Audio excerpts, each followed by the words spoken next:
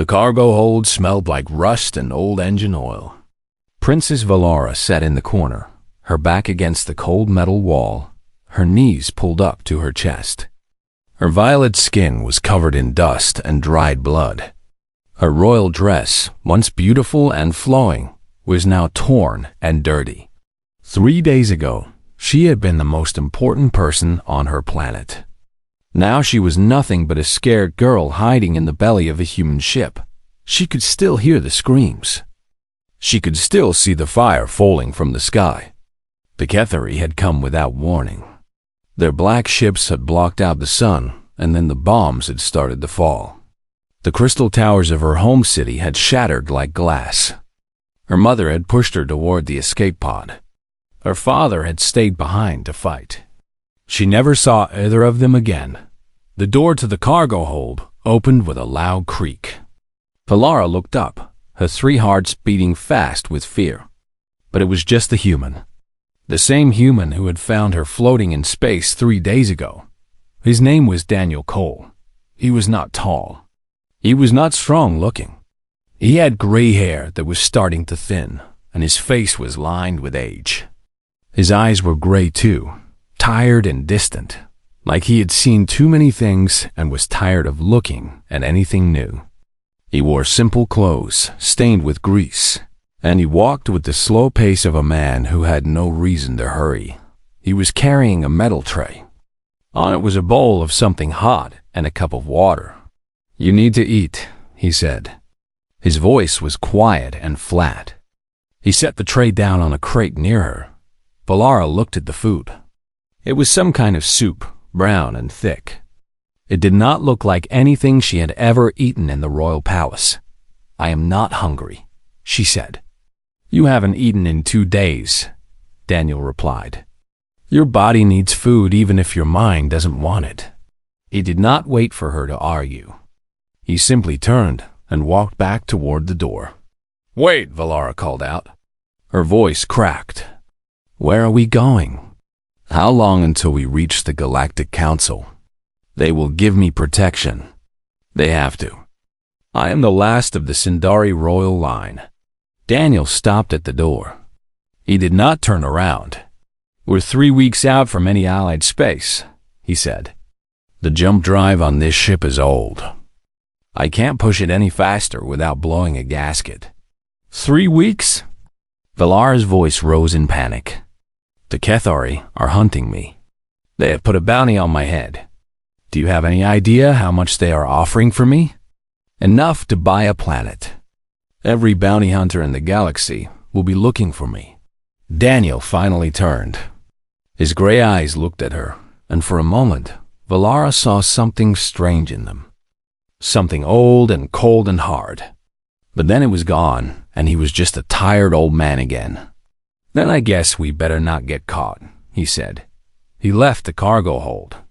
The door closed behind him with a heavy clang. Valara stared at the door for a long time. She did not understand this human. When she had stumbled onto his ship, half dead from blood loss, he had not asked who she was. He had not demanded payment. He had simply handed her a medical kit and shown her to the cargo hold. When she had told him she was a princess, he had not bowed or shown any respect. He had just nodded and gone back to work on his engines. Did he not know what the Sindari Empire was? Did he not know that her bloodline stretched back 10,000 years? That her ancestors had ruled over 100 worlds? Or maybe he just did not care. She picked up the bowl of soup and took a small sip. It was salty and bland, nothing like the delicate flavors she was used to. But it was warm, and it filled the empty space in her stomach. She drank the rest of it slowly, watching the stars through the small window in the cargo hold.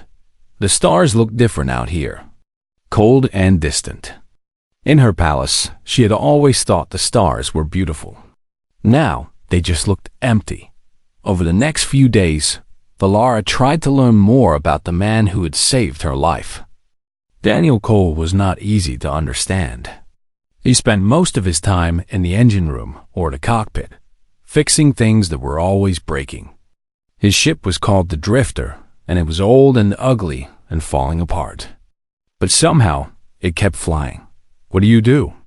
she asked him one day when he was eating his dinner in the cockpit.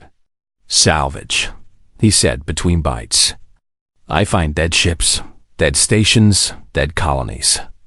I take what's useful and sell it." "You pick through the bones of the dead." "Someone has to." He did not seem bothered by her words. "The galaxy is full of wreckage. Might as well put it to use." Valara looked around the cockpit. Now that she was paying attention, she could see that almost everything was secondhand.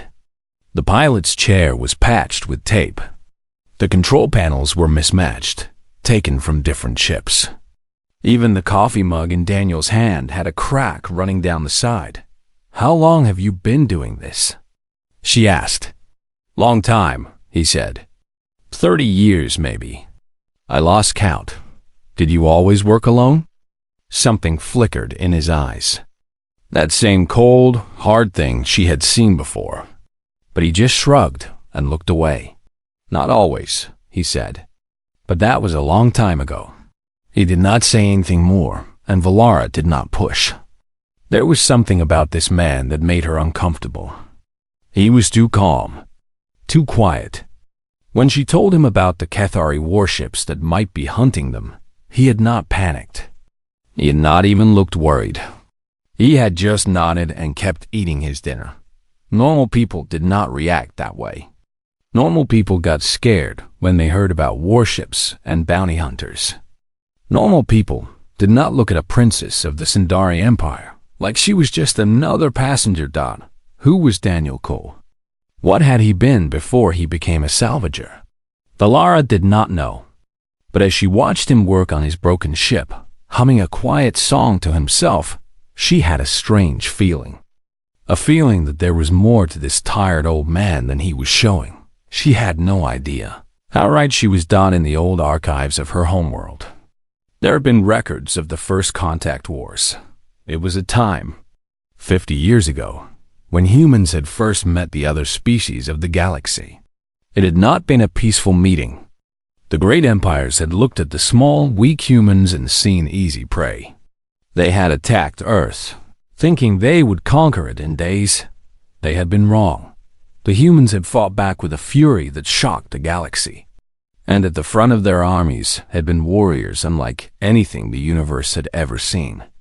Super soldiers enhanced beyond normal limits, armed with weapons that broke the laws of nature.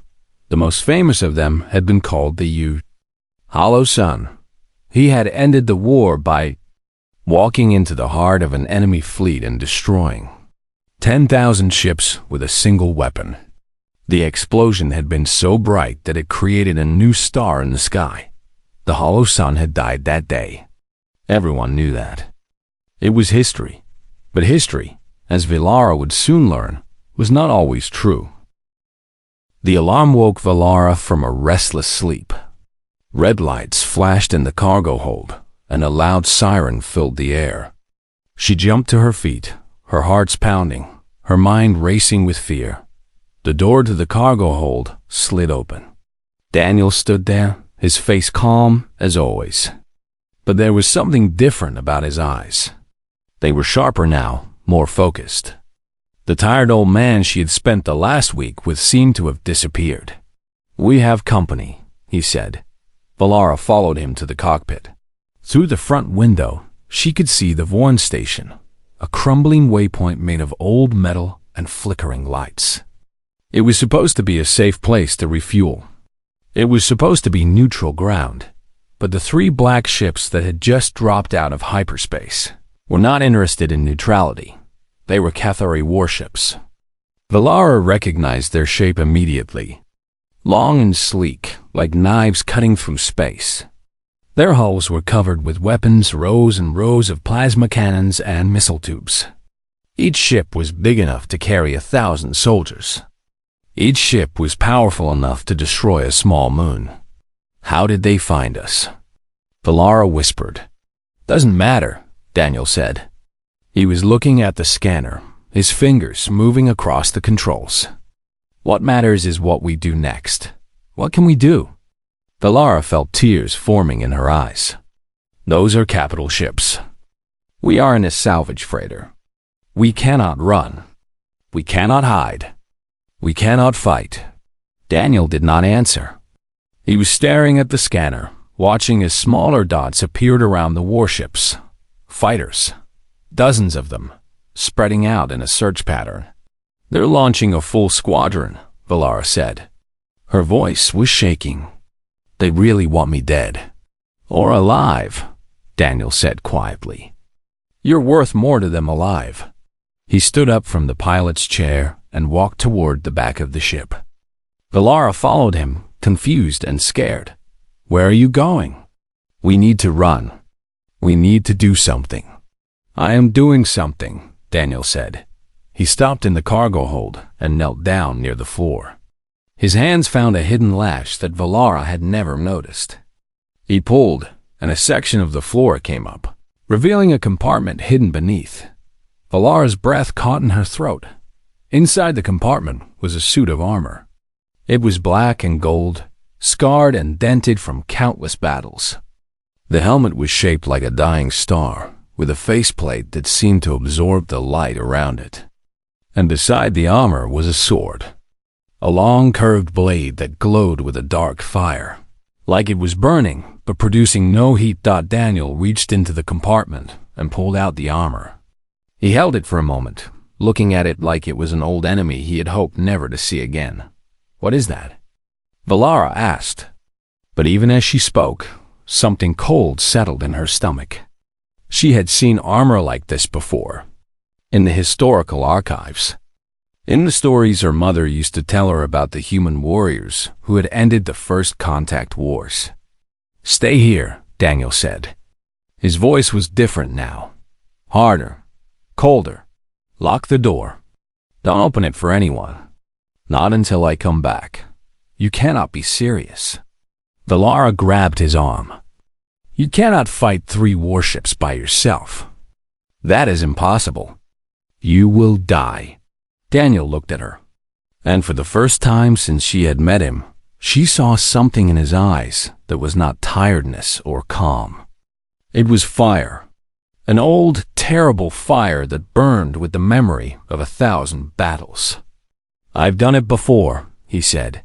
He pulled his arm free and began to put on the armor.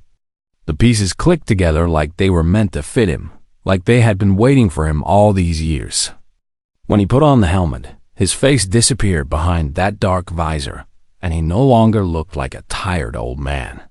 He looked like something else, something that did not belong in this age. He picked up the sword, and the dark fire flared brighter. Daniel, Valara called out as he walked toward the airlock. He stopped but did not turn around. Who are you? She whispered. Someone who should have stayed dead, he said.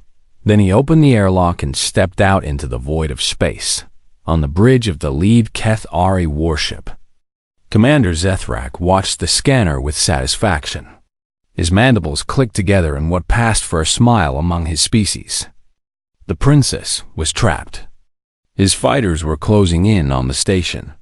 In a few minutes, this hunt would be over, and he would claim the greatest bounty in the history of the galaxy. Commander, one of his officers said, we're detecting something strange. What is it? A single life sign, leaving the freighter. It appears to be floating in space. HeHFY leaned forward. Floating? Without a ship? Yes, Commander. It's wearing some kind of armor. It's moving toward our fighters. For a moment, HeHFY did not understand. A single person in armor, floating in space, moving toward armed fighters? It made no sense. It was suicide. Destroy it, he ordered. Whatever it is. The fighters changed course. 20 of them, armed with plasma cannons and guided missiles, converging on a single target. It should have been over in seconds, but it was not. The first fighter exploded without warning. Then the second. Then the third. On the scanner, HeHFY watched in horror as his ships disappeared one by one, their signals winking out like dying stars. What is happening? He demanded. Show me visual. The screen flickered, and HFY saw something that would haunt him for the rest of his life. A taught figure in black and gold armor was moving through his squadron like a ghost. It did not dodge the plasma bolts. It was simply not there when they arrived. It moved faster than anything biological should be able to move. Its sword cut through fighter hulls like they were made of paper.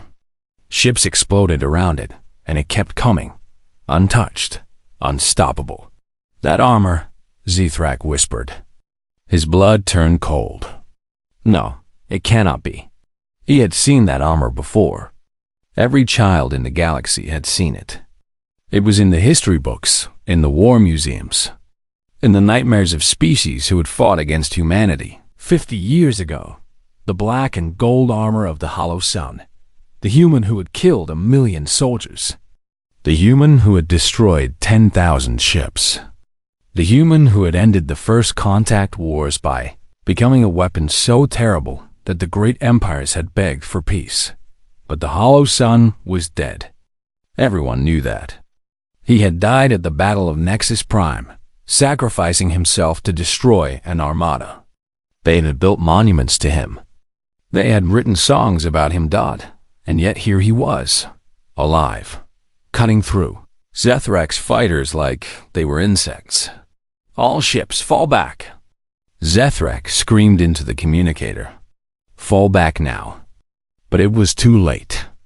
The Hollow Sun had already reached the first warship. He landed on its hull, his boots clamping to the metal. Then he raised his sword and began to cut. HFY watched as the impossible happened. A single human, armed with a sword, cutting through the hull of a capital ship. Metal screamed and tore. Atmosphere vented into space. The ship's crew tried to stop him, firing everything they had, but nothing worked. He moved through them like death itself. In 3 minutes, the first warship was crippled. Its engines were dead. Its weapons were destroyed. Half its crew was floating in space. The Hollow Sun turned and looked at HFY's ship through the void. Even across that distance, HFY felt those eyes on him. Eyes that had seen the end of empires. Eyes that held no mercy. Then the figure began to move toward his ship. HFY had commanded fleets. He had conquered worlds. He had never known fear like this. Get us out of here. He screamed at his crew. Jump to hyperspace, now. Commander, our engines need time to charge. He's coming. He's already on the hull. The sound started then. A terrible screeching, grinding noise. Metal being torn apart. The Hollow Sun was cutting his way inside. HFY pulled out his sidearm and pointed it at the door. His hands were shaking. He could hear footsteps now, heavy and slow, coming closer and closer. The door exploded inward, and the Hollow Sun stepped through. The bridge of the HFY warship was in chaos. Officers scrambled for weapons. Soldiers rushed to form a defensive line. But it was all useless. The Hollow Sun stood in the doorway, his black and gold armor splattered with blood that was not his own. His sword hummed with dark fire, cutting through the smoke and the screaming. Commander HFY fired his sidearm. The plasma bolt struck the armor and did nothing. It simply bounced off, leaving not even a mark. The Hollow Sun did not even seem to notice. He walked forward, slowly, calmly, like he had all the time in the world. The soldiers who tried to stop him died without understanding how. One moment they were alive, the next they were falling, cut down by a blade that moved too fast for the eye to follow in 30 seconds. Everyone on the bridge was dead except for HFY. The commander fell to his knees. His weapon clattered to the floor. His mandibles were trembling, making a clicking sound that was the HFY equivalent of sobbing. Please, HFY begged. Please, we were only following orders. The Dominion commanded us to find the princess. I am just a soldier. I have a family. I have children. The hollow sun stopped in front of him. For a long moment, there was only silence. Then the helmet retracted, folding back into the armor, revealing the face beneath. Zethrak stared. He had expected a monster, a demon, something as terrible as the legends described. But the face looking down at him was just a man. An old man with gray hair and tired gray eyes. A face that looked like it belonged on a farmer or a shopkeeper, not the most deadly warrior the galaxy had ever known. "I know what following orders means," Daniel Cole said. His voice was quiet, almost gentle. "I followed orders once. I killed a lot of people because someone told me to. It didn't make it right. Please," Zethrak whispered again. "Have mercy." Daniel looked at him for a long time. Then he reached down and grabbed Zethrak by the front of his uniform, lifting him like he weighed nothing. "I'm going to let you live," Daniel said. "Not because you deserve it, but because I need you to deliver a message." Zethrak nodded frantically. "Anything. I will do anything. Go back to your masters. Tell them what happened here. Tell them that the princess is under my protection now. Tell them that if a single Kethari ship enters this sector again, I will come for them. Not for their soldiers. Not for their commanders. For them.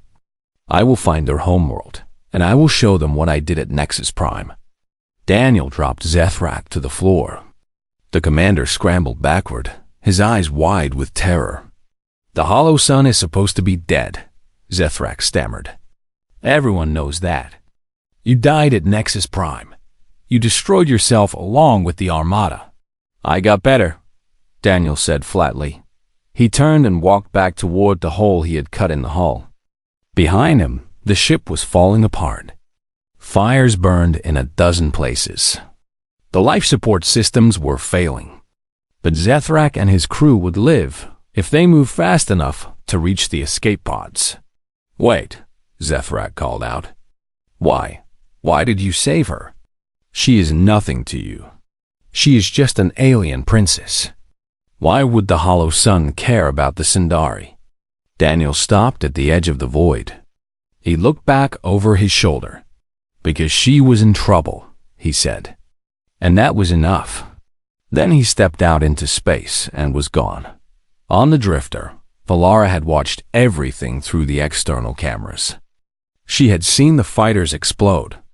She had seen Daniel land on the warship and cut his way inside. She had seen things that should have been impossible. When the airlock opened and Daniel walked back in, she could not speak. She could not move. She just stood there, staring at the blood on his armor, at the sword that still burned with dark fire. Daniel removed his helmet and set it down on a crate. Then he sat down heavily, like his legs could no longer hold him up. The fire in his eyes was fading, replaced by that same tiredness she had seen before. "It's done," he said. "They won't follow us. Not anymore." Valara's mouth opened and closed. So many questions were rushing through her mind that she could not pick just one. "You," she finally managed to say. "You are him. You are the hollow sun." Daniel did not deny it. He just nodded slowly. "I read about you in the archives," Valara continued. Her voice was shaking. "I learned about you in my history classes. You ended the first contact wars. You killed the God Emperor of the Vethkai in single combat. You destroyed the War Moon of Kestrel. You walked into the Nexus and destroyed 10,000 ships with a weapon that turned you into a star." "The archives left out a lot of details," Daniel said quietly. "They said you died." Valara's voice rose to a shout. "Everyone in the galaxy thinks you are dead. There are monuments to you. There are songs and stories and legends. How are you alive? How are you here, flying a salvage freighter in the Outer Rim?" Daniel was quiet for a long time. He looked down at his hands, at the armored gloves that were stained with the blood of the soldiers he had just killed. "I did die," he said finally. "At least, the man I was died. The Hollow Sun, the weapon they built to end the war. He died at Nexus Prime. I made sure of that. I wanted him to die, but you survived. My body survived. The weapon they put inside me, the thing that makes me what I am, it would not let me die.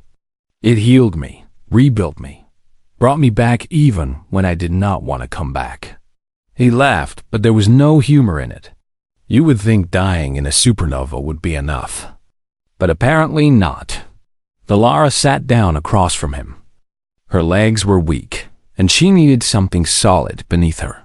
Why did you hide? She asked. After the war, you could have been anything. Any empire in the galaxy would have bowed to you. You could have ruled worlds. You could have been a king, an emperor, a god. That's exactly why I hid. Daniel looked up at her, and his gray eyes were full of an old, deep pain. I didn't want to be a god. I didn't want to rule anything. I was tired of killing. I was tired of being a weapon. I just wanted to be left alone, so you became a salvager. I became nobody. He shrugged. I found a ship that was falling apart, and I fixed it. I found a quiet corner of the galaxy where no one knew my face, and I disappeared. For 30 years, I have been picking through the bones of dead civilizations, selling scraps, staying invisible. It was working pretty well. Until I came along, Valara said softly. Daniel nodded. Until you came along. Silence stretched between them. The stars drifted past the window, cold and distant. Somewhere behind them, the HFY warships were limping away, carrying a warning that would spread through the galaxy like wildfire. I am sorry, Valara said. I brought this on you. Because of me, you had to become him again. The Hollow Sun, the weapon. Daniel was quiet for a moment. Then he looked at her, and something softened in his eyes. Don't apologize, he said. You didn't make me do anything. I chose to help you. I saw someone in trouble, and I chose to act. That's not your fault. That's mine. But now they know you're alive. They will tell everyone. The whole galaxy will know. Yes, Daniel said. They will. He looked out the window at the stars, and for the first time, Valara saw something other than tiredness in his face. She saw fear. Not the fear of battle or death, but a deeper fear. The fear of being pulled back into a world he had spent 30 years trying to escape. What will you do now? She asked. Daniel did not answer right away. He just sat there, staring at the stars, his hand resting on his knees. I don't know, he finally said. I really don't know. 3 days passed after the battle at Vorn Station. 3 days of silence, of drifting through empty space, of waiting for something to happen. Valara spent most of her time in the cargo hold, thinking about everything she had learned. Daniel spent most of his time in the engine room, fixing things that probably did not need fixing. They barely spoke. On the 4th day, Valara found him in the cockpit, staring at a communication screen. Dozens of messages were waiting for him. The light was blinking faster than she had ever seen. The word is spreading, Daniel said without turning around. Commander Zethrak did what I told him. He went back to his masters and told them what happened. Now everyone knows. Valara looked at the screen. She could see the names of the senders scrolling past. Galactic Council, HFY Dominion, HFY Empire, Human Alliance. Dozens of names she did not recognize. Every major power in the galaxy was trying to contact this broken little ship. What do they want? She asked. Different things, Daniel said. Some want to offer me jobs. Some want to offer me money. Some want to threaten me. A few want to thank me for what I did 30 years ago. He laughed, but there was no joy in it. One of them is offering me a planet. A whole planet just to work for them? And the HFY? They're scared. Daniel pointed at one message in particular. This one is from the High Council of the Dominion. They're offering to forget about you, to end the hunt, to pay reparations for the destruction of your world. All they ask is that I promise never to come to their space." Valara stared at the message. The Kadari had killed her family. They had destroyed her home. They had murdered millions of her people. And now they were begging for mercy from a single human in a salvage freighter. "Will you accept?" she asked quietly. "I don't know yet." Daniel leaned back in his chair. "I need to think about it. Right now, I'm more worried about you." "Me?" "The galaxy knows you're with me now. That makes you a target in a different way. Some people will want to get to me through you. Others will want to use you for their own purposes. The Sundari Empire is gone, but you're still a princess. That means something to a lot of people." Valara sat down in the co-pilot's chair. She had not thought about that. Since the battle, she had been so focused on understanding who Daniel was that she had forgotten who she was. "What should I do?" she asked. "That's up to you." Daniel turned to look at her. "You could go to the Galactic Council. They would probably give you asylum, set you up somewhere safe. You could live out your life in comfort, protected by their laws. Or you could stay with me." He held up a hand before she could respond. "I'm not asking you to fight. I'm not asking you to become a soldier. But the galaxy is about to change because of what happened at Vorn Station. The balance of power is shifting. If you want to have a say in how things turn out, you might want to stick around." Valara was quiet for a long time.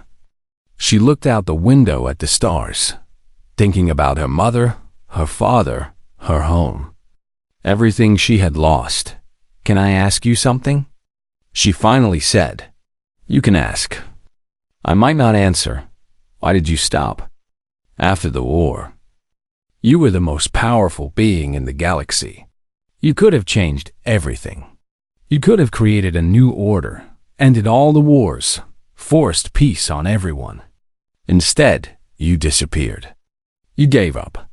Daniel was silent for a long moment. When he spoke, his voice was heavy with old memories. "Let me tell you a story," he said. "After I destroyed the Armada at Nexus Prime, after I somehow survived the explosion, I woke up floating in space. My honor had kept me alive, rebuilt my body, healed wounds that should have been fatal. I was alone out there for 3 days before a human ship found me. What happened then? They brought me home. To Earth. The war was over, and I was a hero. The biggest hero in human history. They wanted to give me parades and medals and titles. They wanted to put me in charge of armies. They wanted me to lead humanity into a new age. And you refused. I did." Daniel looked down at his hands. "The first night I was back on Earth, I went for a walk. Just a walk through a normal city, on a normal street, with normal people going about their normal lives. And I realized something. I realized that I didn't know how to be normal anymore. I had spent 10 years as a weapon. I had killed more people than I could count. I had destroyed fleets and armies and entire civilizations. And now I was supposed to just stop? Be a regular person?" Valara nodded slowly. She was beginning to understand. "I was dangerous," Daniel continued. "Not just because of what I could do, but because of what I had become. I had spent so long solving problems with violence that I didn't know any other way. If someone made me angry, my first instinct was to kill them. If something stood in my way, my first thought was to destroy it. I was a weapon, and weapons don't make good leaders. They don't make good anything. So you ran. I ran." He sighed. "I found a ship, I found a quiet corner of space, and I ran. For 30 years, I've been trying to learn how to be human again. Trying to remember how to solve problems without killing people. Trying to figure out who I am when I'm not fighting. Did you succeed?" Daniel was quiet for a long time. "I thought I did," he finally said. "Until you showed up. Until I put that armor back on and felt that old fire burning inside me. until I cut my way through those warships and felt good about it. He shook his head. The truth is, I don't know if I can ever really escape what I am. The weapon is still inside me. It's always waiting. Valara reached out and put her hand on his arm. It was a small gesture, but it seemed to startle him. He looked at her with those tired gray eyes, and for a moment, he looked lost. You saved my life, she said softly. You could have ignored me. You could have turned me over to the Kethari for the bounty. You could have stayed hidden and kept your secret. But you didn't. You chose to help me. That doesn't make me a good person. Maybe not. But it makes you human. She squeezed his arm gently. The weapon would have let me die. The weapon would have looked at the numbers and decided I wasn't worth the risk. But you didn't do that. You saw someone in trouble, and you helped. That's not the behavior of a weapon. That's the behavior of a man. Daniel stared at her for a long moment. Something shifted in his eyes. Something that might have been hope, or maybe just relief. You know, he said slowly, no one has talked to me like that in 30 years. Like what? Like I'm still capable of being something other than a killer. Valara smiled. It was her first real smile since her world had burned. Maybe you are, she said. Maybe we both have the chance to become something new. Something better than what we were. Daniel looked at her for a long time. Then, slowly, he smiled too. It was a small smile, tired and uncertain, but it was real. Maybe, he said. Maybe we do. Outside the window, the stars continued to drift past. Somewhere out there, the galaxy was changing. The great powers were watching, waiting, wondering what the hollow sun would do next.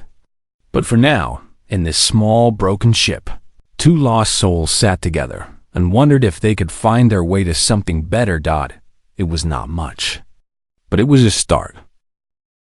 2 weeks had passed since the battle at Vorn Station. In that time, the galaxy had changed more than it had in the previous 30 years. The news that the hollow sun still lived had spread to every corner of known space. It was all anyone could talk about. Daniel and Valara had docked at a neutral station called Haven's End. It was a small place, far from the major trade routes, but it had become the center of the universe overnight. Ships arrived every day, carrying ambassadors and diplomats and representatives from every major power in the galaxy. They all wanted the same thing. They wanted to talk to the hollow sun. Daniel refused to see most of them. He stayed on the drifter, hiding from the crowds and the cameras and the endless questions. But someone had to deal with the visitors, and so Valara found herself doing something she had never expected. She was speaking for him. It turned out that she was good at it. All those years of training in her father's court had prepared her for exactly this kind of work. She knew how to read people, how to negotiate, how to find common ground between enemies. The skills that had been useless when her world was burning were suddenly the most valuable things she had. The Galactic Council offered Daniel a seat on their high board. The Human Alliance offered him command of their entire fleet. The Vethkai Empire offered him a fortune so large that it would have taken 100 ships just to carry the payment. Valara listened to all of them, thanked them politely, and promised to discuss their offers with Daniel. She knew he would refuse them all. The most interesting offer came from Earth itself. A quiet man named Lucas Grant arrived on a small ship with no guards and no weapons. He said he represented something called the Foundation, an organization that Daniel had apparently helped create 50 years ago. We never forgot what he did for us, Lucas said. His voice was soft, almost reverent. When the rest of the galaxy wanted to wipe humanity from the stars, he stood against them. He saved our species. We owe him everything. What do you want from him? Valara asked. Nothing. Lucas smiled. We just want him to know that if he ever wants to come home, there will always be a place for him. No obligations. No expectations. Just a home. Valara delivered the message. Daniel listened in silence, then nodded once and turned away. But she saw something in his eyes when he heard those words. Something that looked like longing. On the 15th day, Valara made a decision. She found Daniel in the engine room, working on a pump that had been broken for as long as she had known him.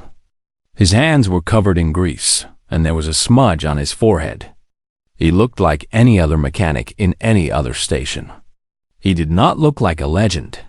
"I want to stay," she said. Daniel stopped working. He looked up at her, his gray eyes unreadable. "Stay where?" "With you. On this ship. In this life." She took a deep breath. "I've thought about all the offers.